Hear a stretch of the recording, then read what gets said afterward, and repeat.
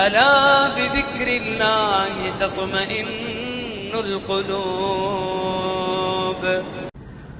ونعوذ بالله من شرور أنفسنا ومن سيئات أعمالنا. من يهده الله فلا مضل له ومن يضلله فلا هادي له. ونشهد أن لا إله إلا الله وحده لا شريك له. ونشهد أن سيدنا ونبينا ومولانا محمدا عبده ورسوله. أما بعد فأعوذ بالله السميع العليم من الشيطان الرجيم. بسم الله الرحمن الرحيم. يا أيها الذين آمنوا كتب عليكم الصيام كما كتب على الذين من قبلكم لعلكم تتقون. صدق الله مولانا العظيم. وقال النبي صلى الله تعالى عليه وسلم: الصوم لي وأنا أجزي به، أو كما قال النبي صلى الله تعالى عليه وسلم. رب اشرح لي صدري ويسر لي أمري واحلل عقدة من لساني يفقهوا قولي. اللهم صل على محمد وعلى آل محمد كما صليت على إبراهيم وعلى آل إبراهيم إنك حميد مجيد. اللهم بارك على محمد وعلى آل محمد كما باركت على إبراهيم وعلى آل إبراهيم إنك حميد مجيد. يا رب صل وسلم دائما أبدا على حبيبك خير الخلق كلهم.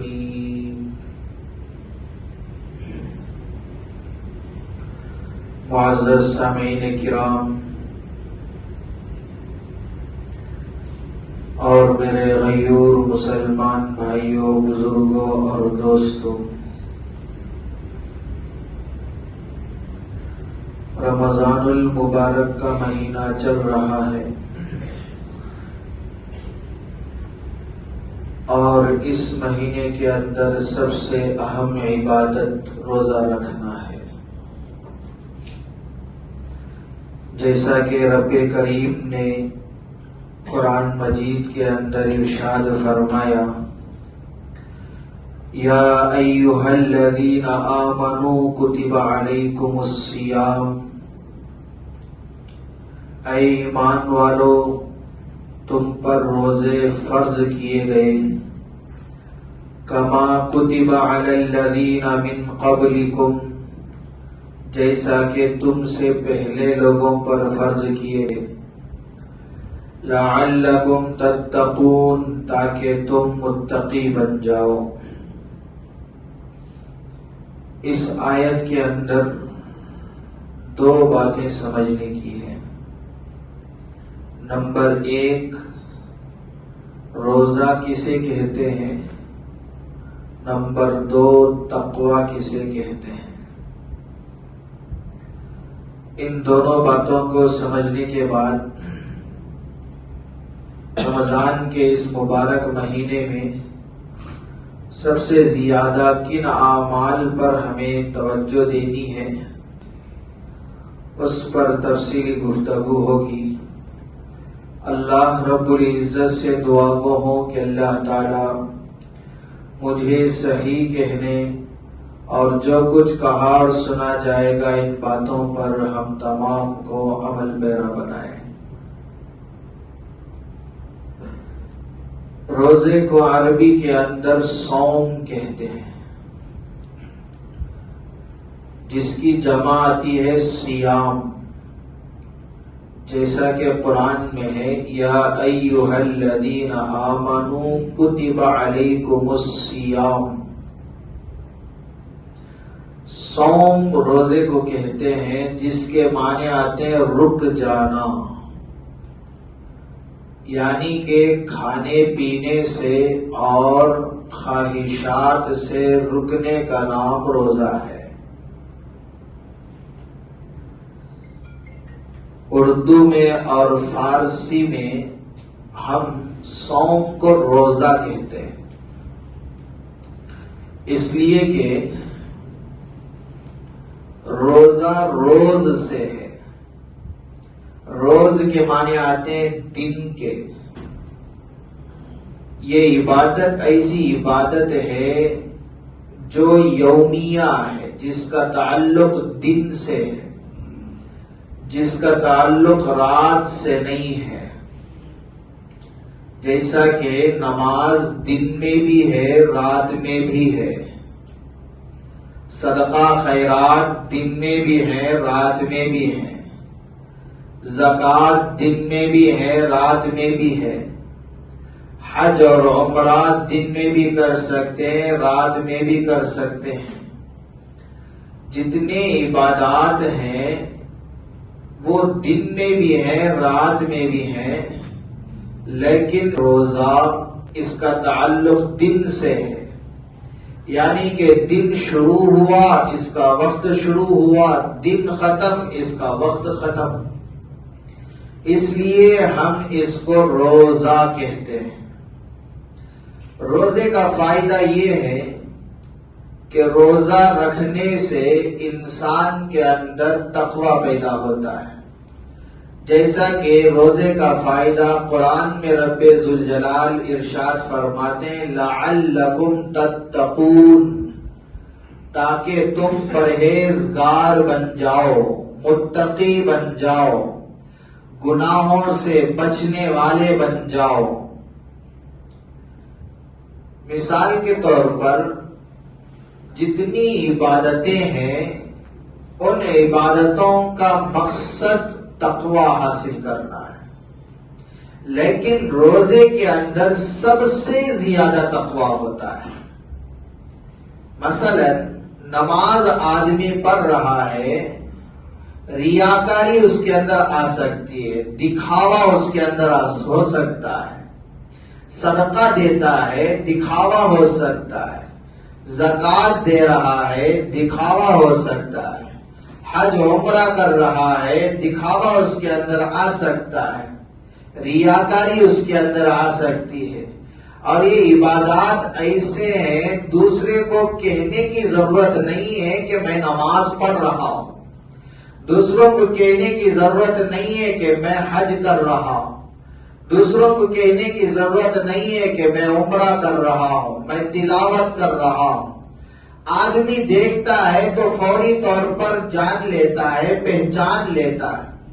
لیکن روزہ ایک ایسی عبادت ہے جس کے اندر ریاکاری نہیں ہوتی، اور یہ عمل اللہ اور بندے کے درمیان ہے، یہ معاملہ اللہ اور بندے کے درمیان کا ہے۔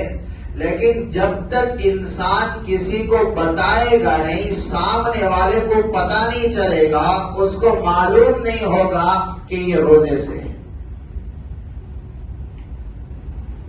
دوسری مثال سے آپ اس طور پر سمجھ سکتے ہیں کہ آدمی روزہ رکھا ہوا ہے، بند کمرے میں ہے، سخت بھوک لگ رہی ہے، سخت پیاس لگ رہی ہے، کھانے کے اشیاء اس کے سامنے موجود ہے، ٹھنڈا سا پانی اس کے سامنے ہے، فریج کے اندر طرح طرح کے جوس سب رکھے ہوئے ہیں، فروٹ رکھے ہوئے ہیں، لیکن پھر بھی بند کمرے کے اندر رہتے ہوئے کوئی دیکھنے والا نہیں، کوئی روکنے والا بھی نہیں ہے، پھر بھی کھانے سے رکتا ہے، پینے سے رکتا ہے، اس لیے کہ ذہن کے اندر ایک بات آتی ہے کہ میرا اللہ مجھے دیکھ رہا ہے، میرے اللہ نے مجھے حکم دیا ہے، میں اس حکم کو پورا کر رہا ہوں۔ اس لحاظ سے جب یہ خیال ذہن میں آتا ہے، کھانے سے بھی رکتا ہے، پینے سے بھی رک جاتا ہے، وضو کرنے بیٹھا ہے، منہ میں کلی کرنے کے لیے پانی لیتا ہے، کلی کرتا ہے، حلق کے نیچے ایک قطرہ اتارنے کے لیے تیار نہیں ہوتا، اس لیے کہ وہاں پر بھی کوئی نہیں دیکھتا ہے، کسی کو پتہ بھی نہیں چلتا ہے، کسی کو معلوم بھی نہیں ہوتا ہے، پھر بھی ایک قطرہ اپنے حلق سے نیچے نہیں اتارتا، اس لیے کہ ذہن کے اندر یہ خیال آتا ہے کہ میرا اللہ مجھے دیکھ رہا ہے، میرے اللہ نے مجھے حکم دیا ہے، میں اس حکم کو پورا کر رہا ہوں۔ تو اس لحاظ سے سب سے زیادہ تقوی روزے کے اندر پایا جاتا ہے، اور یہ روزے کا ثمرہ ہے، اور یہ روزے کا نتیجہ ہے، یہ روزے کا فائدہ یہ ہوتا ہے کہ انسان کے اندر تقوی پیدا ہوتا ہے۔ تو اس لیے ہمیں چاہیے کہ روزوں کا اہتمام کیا کریں۔ رمضان المبارک کا یہ مبارک مہینہ ہے جس کے اندر اللہ رب العزت نے روزوں کا حکم دیا، اس کے باوجود اگر ہم روزہ چھوڑ دیں، ایک روزہ چھوڑنے پر ترمذی کی روایت ہے، نبی علیہ السلام ارشاد فرماتے اگر کوئی ایک روزہ رمضان کا چھوڑ دے، اس کے بعد ساری زندگی بھی اگر وہ روزہ رکھتا رہے تو ایک روزے کا بدل نہیں ہو سکتا، اس کے باوجود بھی اگر وہ روزے چھوڑ رہا ہے تو اس سے بڑا ناسمجھ انسان کوئی نہیں ہے۔ اس لیے ہمیں چاہیے معمولی بہانوں پر ہم معمولی بیماریوں کی وجہ سے، معمولی کاموں کی وجہ سے ہم روزہ نہ چھوڑیں، بلکہ روزہ رکھنے کی ہمت پیدا کریں اور ہمت کرتے ہوئے روزہ رکھنے کا اہتمام کیا کریں۔ سب سے پہلا کام رمضان کے مہینے کے اندر روزہ رکھنا۔ دوسرا کام یہ ہے کہ رمضان کے اس مہینے کی قدر کرنی ہے۔ بہت سارے مسلمان رمضان کا مہینہ آ جاتا ہے پھر بھی راستوں میں برسرے عام کہیں چائے کے ہوٹل پر چائے پی رہے ہوتے ہیں، راستوں پر سڑکوں پر بیڑی سگریٹ مار رہے ہوتے ہیں، گٹکا چاپ رہے ہوتے ہیں، پان چاپ رہے ہوتے ہیں، سر پر ٹوپی ہے، سر کے اوپر ٹوپی ہے، چہرے پر داڑھی ہے، سفید لباس پہنا ہوا ہے، ہوٹلوں میں سب کے سامنے بیٹھ کر کھا رہے ہوتے ہیں، لیکن یہ رمضان کی ناقدری ہے۔ رمضان کا مہینہ اللہ نے عطا کیا، ہم روزہ نہیں رکھ رہے ہیں کسی عذر کی وجہ سے، کسی مجبوری کی وجہ سے، لیکن اس کے بعد بھی ہمارے اوپر یہ کام یہ لاگو ہوتا ہے کہ کم سے کم رمضان کے مہینے کی تو قدر کریں۔ اللہ رب العزت قدردان کو بہت سارے انعامات سے نوازتے ہیں۔ نزہۃ المجالس کے اندر ایک واقعہ ہے، ایک مجوسی انسان تھا، مسلمانوں کے محلے کے اندر رہتا تھا، اس کا گھر مسلمانوں کے گھروں کے بیچ میں تھا، لیکن اس مجوسی کا یہ معمول تھا رمضان المبارک کا مہینہ جب بھی آ جاتا اپنے بچوں کو جمع کرتا اور ایک نصیحت کرتا کہ دیکھو رمضان کا مہینہ آیا ہے، رمضان کا مہینہ ہے، اس مہینے کے اندر مسلمان روزہ رکھتے ہیں، بھوکے رہتے ہیں، پیاسے رہتے ہیں، وہ کچھ کھاتے نہیں صبح سے شام تک، وہ کچھ پیتے نہیں صبح سے شام تک۔ خبردار برسر عام سڑکوں پر، ہوٹلوں پر، چوراہوں پر کبھی کسی کے سامنے کھڑے ہو کر کچھ کھانا بھی نہیں، کچھ پینا بھی نہیں ہے۔ ہاں اگر آپ کو ضرورت ہے، اگر آپ کو حاجت ہے تو گھر آ جاؤ، جتنا چاہے کھاؤ، جو چاہے کھاؤ، جتنا چاہے پیو، لیکن سڑکوں پر، راستوں پر، ہوٹلوں کے سامنے نہیں کھانی چاہیے۔ لیکن اس کے باوجود ایک مرتبہ اس کا ایک بیٹا ہوٹل کے پاس کھڑے ہو کر کھا رہا تھا، باپ کی نگاہ بیٹے پر پڑی، فوری طور پر آگے بڑھا اور اپنے بچے کو ایک تپڑ رسید کیا اور اسے وہاں پر ڈانٹا، گھر لے کر آیا، سمجھایا اور کہا کہ میں تجھے نہیں کہا تھا کہ رمضان کا مہینہ ہے، اس مہینے میں لوگ مسلمان کھاتے نہیں ہیں، پیتے نہیں ہیں، بھوکے پیاسے رہتے ہیں، ان کے سامنے پینا نہیں، اس کے باوجود تو راستے کے اندر کھڑے ہو کر کھا رہا تھا، لیکن یہ اپنے بچے کو اس نے ڈانٹا، چند دنوں کے بعد جب اس مجوسی کا انتقال ہوا، اس کا ایک پڑوسی خواب میں دیکھتا ہے، وہ پڑوسی مسلمان تھا، خواب کے اندر دیکھتا ہے کہ جو مجوسی اس کے پڑوس میں تھا وہ جنت کے اندر ہے، جنت کی نعمتوں سے سیر ہو رہا ہے، جنت کا لباس پہنا ہوا ہے۔ یہ مسلمان حیران ہو کر تعجب میں اس سے پوچھتا ہے، بھائی تو مجوسی تھا، اللہ نے جنت تو اپنے فرما برداروں کے لیے بنائی ہے، جنت تو ایمان والوں کے لیے بنائی ہے، جنت تو مسلمانوں کے لیے بنائی ہے، تو ایک مجوسی ہو کر جنت میں کیسے؟ وہ مجوسی کہتا ہے کہ دیکھو بات دراصل یہ ہے، میں تو مجوسی تھا لیکن میرا ایک عمل میرے اللہ کو اتنا پسند آیا، میں رمضان کا مہینہ آتا اپنے بچوں کو جمع کر کے یہ نصیحت کرتا تھا، رمضان کا مہینہ لیکن مسلمانوں کے سامنے کھانا نہیں، رمضان کا مہینہ مسلمانوں کے سامنے پینا نہیں، رمضان کا مہینہ ہوٹلوں کے سامنے چوراہوں پر اور سڑکوں پر کھڑ کر نہیں کھانا نہیں پینا، یہ میرا نصیحت کرنا یہ اللہ کو اتنا پسند آیا۔ ایک مرتبہ میرا بچہ ہوٹل کے پاس سڑک پر کھڑے ہو کر کھا رہا تھا، میں نے اس کو ڈانٹا، تپڑ مارا اور اس کو نصیحت کی، یہ میرا ڈانٹنا اللہ کو اتنا پسند آیا، میرے مرنے سے پہلے اللہ نے مجھے ایمان کی توفیق عطا فرمائے، موت آئی ایمان کی حالت پر، سارے گناہ اللہ نے میرے معاف فرما دیے، میری مغفرت کر کے مجھے جنت میں میرا ٹھکانہ بنا دیا۔ ادب جو آدمی کرتا ہے، قدر جو آدمی کرتا ہے، اللہ اس کو نوازتے ہیں۔ ایک مجوسی قدر کیا، اللہ نے اس کو جنت عطا فرمائے۔ ہم مسلمان ہیں، ہم مسلمان ہیں، سروں پر ٹوپیاں ہوتی ہیں، ہم مسلمان ہیں، ہم تو شان سے کہتے ہیں کہ میں نبی کا امتی ہوں، شان سے ہم کہتے ہیں دیکھو میں اسلام پر چلنے والا ہوں، میں مسلمان ہوں، میں مومن ہوں۔ اگر آپ یہ کہہ رہے ہیں تو یہ عمل کیوں نہیں کرتے جو مسلمانوں والا عمل یہ کیوں نہیں کرتے جو ایمان والوں کا عمل یہ کیوں نہیں کرتے جو نبی علیہ السلام کو پسند آ رہے ہو؟ لیکن ہم تو شریعت کے خلاف عمل کرتے ہیں، لیکن پھر بھی ہم سینہ تان کر کرتے ہیں، تو میرے بھائی یہ ہماری سب سے بڑی نادانی ہے۔ تو اس لیے ہمارے لیے ضروری ہے دوسرا کام رمضان کے مہینے کے اندر ہمیں کرنے کا یہ ہے کہ رمضان المبارک کے اس مہینے کی صحیح معنی میں ہم قدر کیا کریں۔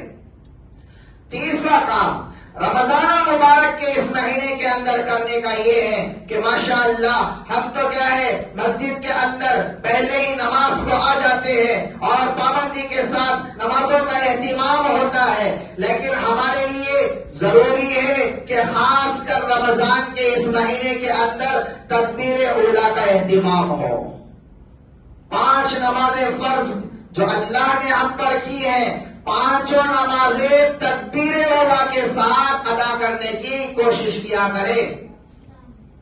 نبی علیہ السلام نے ارشاد فرمایا جس نے 40 دن تکبیر اولیٰ کے ساتھ جماعت سے نماز پڑھتا ہے اللہ اس کو 2 پروانے عطا فرماتے ہیں، ایک پروانہ جہنم سے برات کا اور دوسرا پروانہ نفاق سے برات کا، 2 پروانے اللہ تعالیٰ اس کو عطا فرماتے ہیں۔ لیکن ہمیں چاہیے کہ رمضان کے اس مہینے کے اندر بہت ہی اچھا موقع ہے کہ ہر مسجد کے اندر اے سی ڈالے ہوئے ہوتے ہیں، ٹھنڈا ماحول ہوتا ہے، آئے پہلے اور وقت میں آ کر صف اول میں بیٹھ کر تکبیر اولیٰ کا اہتمام ہو، جماعت کے ساتھ نماز پڑھنے کا اہتمام ہو۔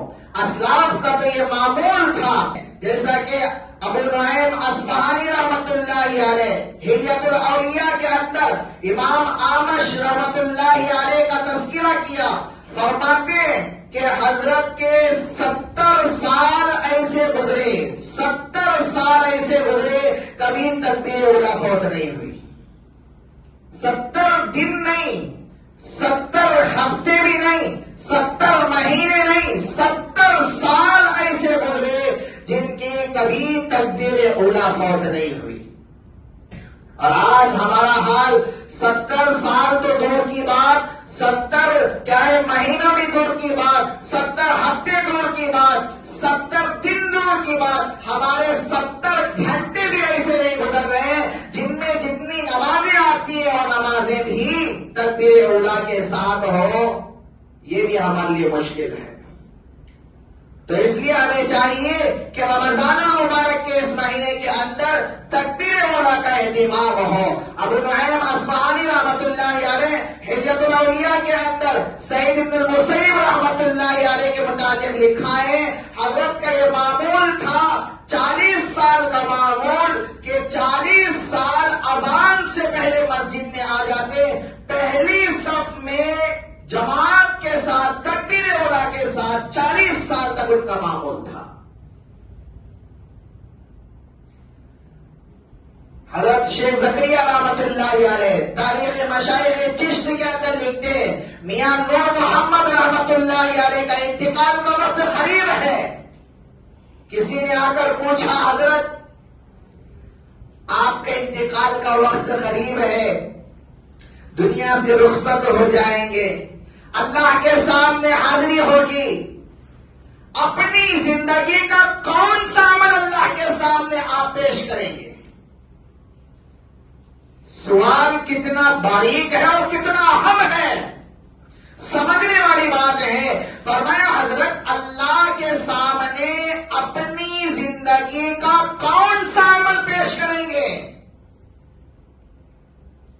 حضرت کی آنکھوں سے آنسو جاری ہوئے، فرمایا میرے پاس تو کوئی عبادت نہیں ہے، میرے پاس تو کوئی ایسی عبادت نہیں ہے جو اللہ کے سامنے میں پیش کر سکوں، لیکن ایک چھوٹا سا عمل ہے، اگر اللہ اس کو قبول کر لے، وہ عمل یہ ہے 28 سال سے الحمدللہ کبھی تکبیر اولا فوت نہیں ہوئی، 28 سال سے الحمدللہ کبھی تکبیر اولا فوت نہیں ہوئی۔ سمجھنے والی بات یہ ہے کہ عمل کر رہے ہیں لیکن اخلاص کے ساتھ ہے، ڈرتے ہوئے ہیں، لیکن پھر بھی عمل کرنے کے بعد دل کے اندر یہ خیال کہ میرا اللہ اس کو قبول کرے گا یا نہیں قبول کرے گا، اللہ کے سامنے یہ میرا عمل قبول ہونے کے لائق ہوگا یا نہیں ہوگا، میرے اللہ اس کو قبول کریں گے یا نہیں کریں گے، دل کے اندر ڈر۔ لیکن یہاں پر کہتے ہیں اگر اللہ قبول کر لے تو یہ عمل میں پیش کر سکتا ہوں کہ 28 سال سے تکبیر اولا خود نہیں۔ آج ہم اپنے گریبان میں ہم جھانک کر دیکھیں کہ کیا ہمارے پاس کوئی عمل ہے ایسا جو اللہ کے سامنے ہم پیش کر سکے؟ کوئی عمل، کوئی نیکی، کوئی نیک عمل، چاہے وہ چھوٹا ہو چاہے وہ بڑا ہو، چاہے وہ 2 رکعت سے ہی، چاہے وہ 1 منٹ اللہ کا کلام پڑھنا ہی صحیح، چاہے وہ چند منٹ اللہ کا ذکر کرنا ہی صحیح، چاہے وہ تھوڑی دیر غریبوں کی مدد کرنا ہی صحیح، چاہے وہ تھوڑی دیر مسکینوں کی مدد کرنا ہی صحیح، چاہے وہ تھوڑی دیر یتیموں کے سروں پر ہاتھ رکھنا ہی صحیح، چاہے وہ تھوڑی دیر بیواؤں کی مدد کرنا ہی صحیح، کوئی نہ کوئی ایک عمل ہماری زندگی میں کیا ایسا ہے جو اللہ کے سامنے ہم پیش کر سکیں؟ کوئی عمل۔ ہمارے ہر اعمال، جتنے بھی اعمال ہیں، سارے کے سارے دکھاوے کے ساتھ ہیں، جس کے اندر اخلاص نہ رہا، للہیت نہ رہی، خلوص نہ رہا اور رضا الہی کے خاطر نہ رہے، پورے اعمال ہمارے جتنے بھی ہو رہے ہیں سب دکھاوے کے ساتھ۔ دیکھیں آج ہمارے معاشرے کی حالت کیسی ہے، غریبوں کو کیا 1-2 روپیے صدقہ کر رہا ہے، ایک کیلا دے رہا ہے تو بھی فوٹو لے رہا ہے، ایک کیلا وہ بھی دے رہا ہے تو فوٹو، وہاں پر بھی تھوڑا سے 1-2 روٹی دے رہا ہے تو وہاں پر بھی جی فوٹو لے لیجیے۔ مسجد کے اندر پنکھا لگا رہا ہے، وہاں پر پنکھوں پر بھی نام اور نمبر کے ساتھ، پانی کا کولر لگا رہا ہے، وہاں پر بھی نام اور نمبر سب۔ کیا اپنا نام نہیں لکھے بغیر اللہ کے یہاں قبول نہیں ہوگا؟ اپنا نمبر لکھے بغیر اللہ کے یہاں یہ ہمارا یہ کام کرنا قبول نہیں ہوگا۔ یہ اشارہ ہے دکھاوے کا، یہ اشارہ ہے ریاکاری کا، یہ اشارہ ہے خلوص کے نہ ہونے کا، یہ اشارہ ہے اخلاص کے نہ ہونے کا، یہ اشارہ ہے رضا الہی کے خاطر نہ کرنے کا، یہ اشارہ ہے میں عوام کے لیے، ان کی چاہت کے لیے، ان کی مرضی کے لیے، ان کو خوش کرنے کے لیے، ان کے لیے واہوائی بہتا ہے اپنے حاصل کرنے کے لیے میں عمل کر رہا ہوں۔ ایسے عمل کا کیا فائدہ جس کا ایک ثواب بھی نہیں ملے گا، ایک نیکی بھی نہیں ملے گی؟ اللہ کے یہاں پہاڑوں کے برابر عمل پیش کیا جائے گا اور دکھانے کا ہوگا، سب کا سب منہ پر مار دیا جائے گا۔ ایک عمل رائی کے دانے کے برابر بھی ہے، اخلاص کے ساتھ ہے تو وہ عمل اللہ کے یہاں قابل قبول ہوگا۔ اسلاف تو عمل کرتے تھے، ڈرتے تھے، ہم عمل کر رہے ہیں پھر بھی نہیں ڈر رہے۔ وہ عمل کرتے تھے اخلاص کے ساتھ اللہ کے لیے، اور ہم عمل کرتے ہیں اللہ کے لیے نہیں، لوگوں کے لیے۔ تو اس لیے ہمیں ریاکاری سے بچنی ہے، دکھاوے سے بچنا ہے۔ تو خاص کر رمضان کے اس مہینے کے اندر تیسرا کام جو کرنے کا ہے، تکبیر اولیٰ کا اہتمام ہو۔ چوتھا کام رمضان کے اس مہینے کے اندر کرنے کا ہمارے لیے وہ یہ ہے کہ تہجد کا اہتمام ہو۔ تہجد کا اہتمام بہت آسان ہے، رمضان کے مہینے میں تہجد پڑھنا بہت آسان ہے۔ دوسرے غیر رمضان میں تو مشکل، لیکن رمضان میں تو بہت آسان، اس لیے کہ سحری میں اٹھتے ہیں، موقع ہوتا ہے، بیگم صاحبہ دسترخوان لگائے تک وضو کر کے ہم 4 رکعت پڑھ نہیں سکتے۔ اس کے باوجود بھی تہجد نہیں پڑھ رہے تو سمجھو کہ اللہ کی طرف سے ہمیں توفیق نہیں، اللہ ہم سے خوش نہیں ہے، اللہ ہم سے راضی نہیں ہے۔ تہجد ایک ایسا عمل ہے، اللہ جس کو چاہتے ہیں اسی کو دیتے ہیں، جس سے اللہ خوش ہوتے ہیں اس کو اپنے سامنے کھڑے ہو کر اپنی مناجات کہنے کی توفیق دیتے ہیں، اپنے سامنے کھڑے ہو کر اپنا کلام پڑھنے کی توفیق دیتے ہیں، جس سے اللہ خوش ہوتے ہیں، اپنے سامنے ماتھا رگڑنے کی توفیق دیتے ہیں، جس سے اللہ خوش ہوتے ہیں، اپنے سامنے گڑگڑانے کی توفیق دیتے ہیں، جس سے اللہ خوش ہوتے ہیں، اپنے سامنے جھولی پھیلانے کی توفیق دیتے ہیں۔ اس کے باوجود اگر ہمیں جھولی پھیلانے کی توفیق نہیں ہو رہی ہے، ہاتھ پھیلانے کی توفیق نہیں ہو رہی ہے، گڑگڑانے کی توفیق نہیں ہو رہی ہے، ماتھا رگڑنے کی توفیق نہیں ہو رہی ہے، کلام الہی پڑھنے کی توفیق نہیں ہو رہی ہے، 2 رکعت کی توفیق نہیں ہو رہی ہے، تو سمجھ جاؤ کہ اللہ ہم سے خوش نہیں ہے، اللہ ہم سے ناراض ہے۔ رمضان کے مہینے کے اندر تہجد کا اہتمام بہت آسان ہے، ارادہ کریں گے تہجد پڑھیں گے۔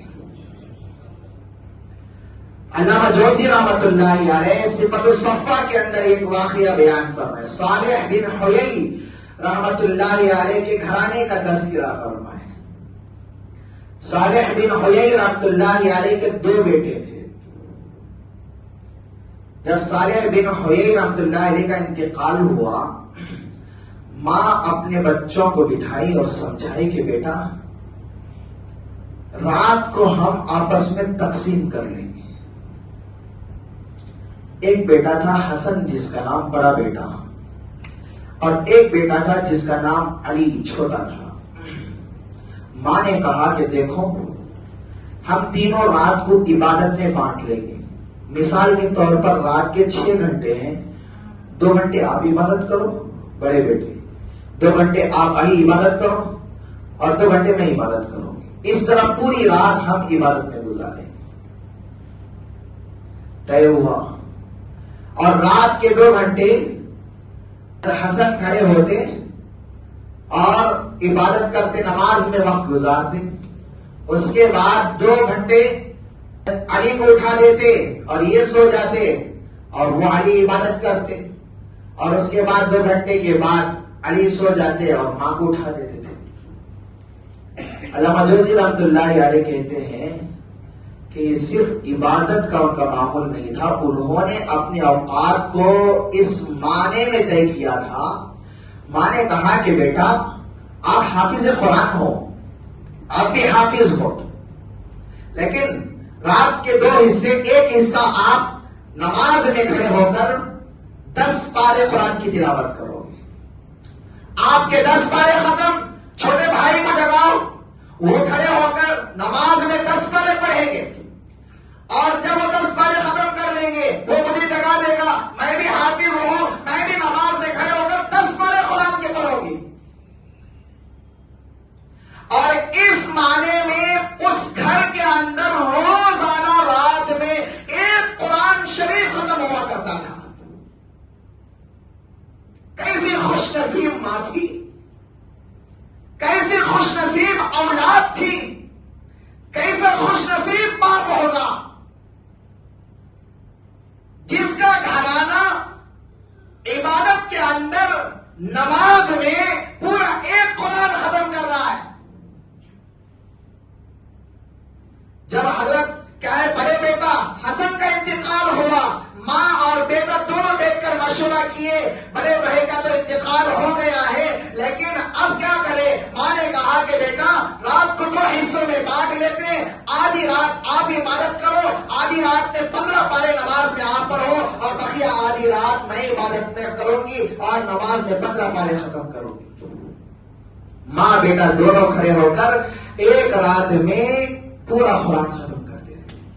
آدھی رات چھوٹا بیٹا اور آدھی رات ماں. جب ماں کا انتقال ہوا، علی اکیلے یہ فیصلہ کیے کہ اب سے میری زندگی کا یہ معمول ہے، پوری رات جاگ کر نماز میں ایک قرآن شریف ختم کروں گا. سمجھنے والی بات ہے. ہم پوری رات عبادت تو نہیں کر سکتے، لیکن تھوڑی رات کا تھوڑا حصہ، رات کے چند لمحات، رات کے چند اوقات جو اللہ کے سامنے مناجات کے لیے، اللہ کے سامنے کھڑے ہو کر اللہ کا قرآن پڑھنے میں کیا ہم نہیں لگا سکتے؟ ہمارے پاس وقت ہے، ہماری اولاد بھی ہے، کیا ہم اپنے بچوں کو ہم ایسا نہیں بنا سکتے؟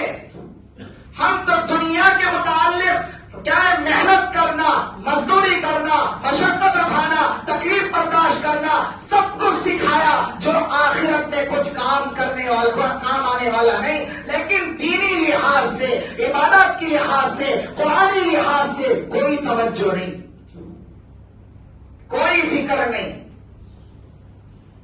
کم از کم میں نماز کو آ رہا ہوں، میرے بچے کو ہی ساتھ لاؤں. باپ آ رہا ہے، بچے نہیں آ رہے. ہاں بعض گھرانے ایسے بھی ہیں، بچے آ رہے ہیں، باپ نہیں آ رہا ہے. ہماری ذمہ داری